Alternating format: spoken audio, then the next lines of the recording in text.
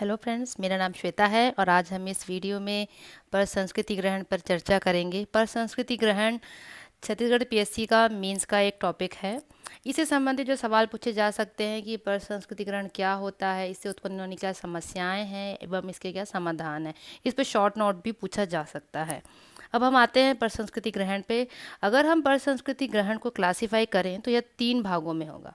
पर संस्कृति तथा ग्रहण, जिसका अर्थ है दूसरों की संस्कृति को अपनाना।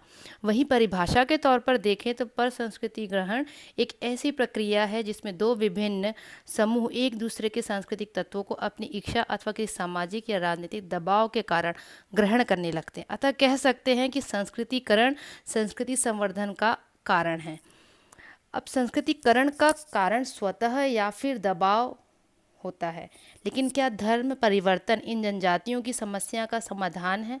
क्या उनके जीवन स्तर में वृद्धि हुई? क्या समाज में उन्हें वही स्थान प्राप्त हुआ आदि? बल्कि हम जानते हैं कि यह समस्या उनके समाज में दिन प्रतिदिन बढ़ती जा रही है। आइए अब हम संस्कृतिकरण की इस समस्या को जानते हैं, जिसमें पहला है जनजाति संस्तरण का विकास एवं परंपरागत सामाजिक एकता का अंत। चूंकि यह जनजातियां जब धर्म परिवर्तन कर लेते थे तो ये अपने आप को सर्वश्रेष्ठ समझते थे, लेकिन अगर हम यहाँ देखें तो यहाँ जनजाति अपना धर्म सामाजिक सांस्कृतिक रीति रिवाज का परित्याग कर दिया, लेकिन फिर भी प्रॉब्लम सेम है, क्योंकि परिवर्तन के बाद भी अनेक सामाजिक संरचना सोपान में उन्हें निम्नतम स्तर प्रदान किया गया तथा निम्न जातियों के समान व्यवहार किया गया। इसी समय यहाँ पर ऊंच नीच की जो एक जाति संस्तरण की हमें स्थिति दिखती यहीं पर दिखाई देती है, और इससे इनके परंपरागत सामाजिक एकता का कहीं ना कहीं इसने अंत कर दिया। अब दूसरी जो इसकी समस्या वह है सामाजिक सामंजस्य की समस्या।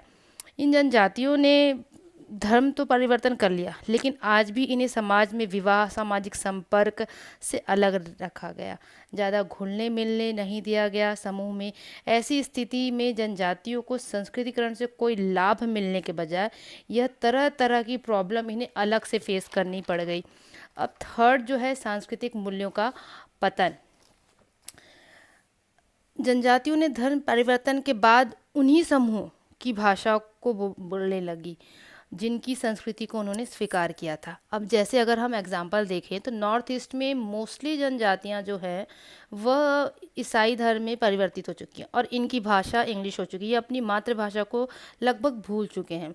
इस प्रकार भाषा और व्यवहारों के परिवर्तन से जनजातियों के जीवन में एक शून्यता की स्थिति पैदा हो जाती है। फोर्थ है अनैतिकता एवं अपराध वृत्ति को प्रोत्साहन। ये जनजातियां अपनी सिंपल लाइफ जीती हैं तथा इनकम उतनी नहीं है वहीं वे सभी समूह जिसमें परिवर्तन हुआ है उनकी संस्कृति में खान पान वेशभूषा आदि लग्जीरियस लाइफ इतना कॉस्टली होता है और वे इन साधनों को जुटा पाने में सक्षम नहीं है। इस कारण उनमें हीनता निराशा और शो ऑफ ना कर पाने की जो जो भावना है वो दिखाई देती है। इस कारण यह इन सारी अपनी आवश्यकताओं की पूर्ति के लिए कहीं ना कहीं ये अनैतिकता एवं अपराध वृत्ति की ओर बढ़ने लगते हैं। पांचवा है जनजाति वर्ग की उपेक्षा। प्रत्येक समाज में धर्म सामाजिक अनुकूलन का एक प्रमुख आधार होता है जो जनजातियों को जोड़ के रखता है। भारतीय जनजाति में उनका धर्म और जादू उनके स्थानीय अनुभवों और आवश्यकताओं से संबंधित रहा है। उनका जीवित सत्तावाद मानववाद उनके समाज के लिए जो कार्य कर सकता है वह कार्य हिंदू धर्म का दर्शन ईसाई धर्म का मानवतावादी पहलू नहीं कर सकता। जनजातियों के जादू संबंधी विश्वास उनकी बीमारियों को दूर करने में महत्वपूर्ण सिद्ध हुए थे, वहीं नए धार्मिक विश्वास उनकी स्थानीय आवश्यकताओं को पूरा नहीं कर सकते। छठवां है आंदोलनकारी प्रवृत्तियों का विकास। ब्रिटिश सरकार ने इन जनजाति राजनीतिक संस्था अतः सरकार और कानून में हस्तक्षेप करना शुरू कर दिया, ये बोलकर कि ये उनकी लाइफ इजी हो जाएगी, सारे मैटर सॉर्ट आउट हो जाएंगे, कोई सामाजिक शोषण नहीं होगा, वो सेफ हैं, उनका सामाजिक शोषण समाप्त हो जाएगा, ये सब बोल के उनके लाइफ में उन्होंने इंटरफेयर किया।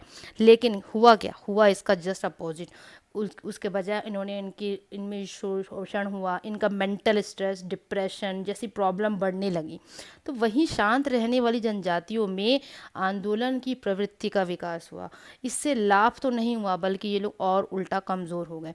यहाँ पर इन सारी समस्याओं को देखकर एक बात तो समझ में आ गई कि संस्कृतिकरण ने अनेक समस्याओं को जन्म दिया। इसमें इनके सामाजिक सांस्कृतिक विघटन की प्रक्रिया भी बढ़ गई। लेकिन पर संस्कृति ग्रहण से जो इनमें जो आर्थिक तौर पे जो ये पिछड़े हुए थे, ये और पिछड़े चलते होते चले गए।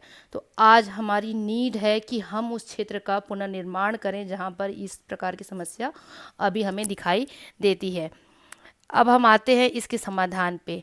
इसका जो समाधान है, पहला है प्रत्येक बाह्य समूह अथवा संस्था पर ऐसे नियंत्रण होने चाहिए जिससे जनजाति समाज पर वे अपनी संस्कृति लाद ना सके।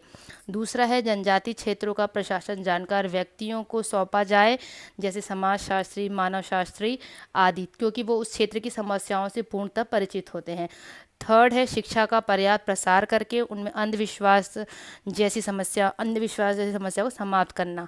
फोर्थ है पुनर्वास के प्रयास, क्योंकि अगर जनजातियों में जो बदलाव या जो परिवर्तन हो रहे हैं वह दबाव में ना होकर वह उनकी वर्तमान आवश्यकताओं को देखते हुए वह जनजाति अगर स्वयं करती है तो ये बहुत अच्छी बात है। पांचवा है विकास कार्यक्रम को जनजातियों के अनुकूल क्रियान्वित करना, ताकि वह स्वयं को समाज का हिस्सा समझे। इसके अतिरिक्त सिक्स्थ है ऐसी मशीनरियों की क्रियाओं पर बहुत सावधानी से निगरानी रखना आवश्यक है जो जनजातियों में प्रतिक्रियावादी विचारों को प्रोत्साहन देती रहती है। जनजातियों की भाषा और धर्म के प्रति अतिरिक्त सहानुभूतिपूर्ण दृष्टिकोण की आवश्यकता है। अब हमने यहाँ पर संस्कृति ग्रहण से संबंधित उनकी समस्याएं और समाधान सभी पर विचार किया। इस प्रकार जो भी होप सो आपको इससे संबंधित जो भी प्रॉब्लम हो रही थी वो सॉर्ट आउट हो जाए और आप अपने आंसर को बेहतर लिख सके। और यदि इस वीडियो से संबंधित आपके कोई सुझाव हैं तो प्लीज़ कमेंट बॉक्स में कमेंट कीजिएगा और मेरे चैनल को सब्सक्राइब कीजिएगा। Thank you friends.